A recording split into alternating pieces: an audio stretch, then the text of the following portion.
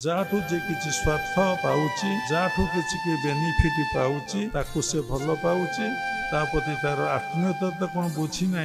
तापति गोटे आत्मीयता भाव आसूसी स्थूल भाव में कहया गले तो जदि आप विशुद्ध चक्र विशुद्ध चक्र 16 पद्म से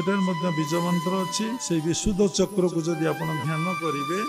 आपण भितर कौन सांप्रदायिक भाव रही ईश्वर प्रति भाव आसो ईश्वर प्रति प्रीति आसो एवं ईश्वरीय कार्य आपण मन सर्वदा कौन हम ना जोगयुक्त अवस्था ही सब ईश्वर कर्म करने आपण मन भल पाइबा एवं साधना करी आगू चलिए आपण आज्ञा चक्र रे पहुँचे आज्ञा बोले जो निर्देश आसूची जो प्रेरणा आसूची दुई भूर मध्यस्थल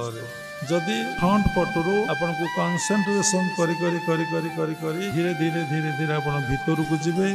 ठीक 3 इंच पर आपण आज्ञा चक्र को पाइबे।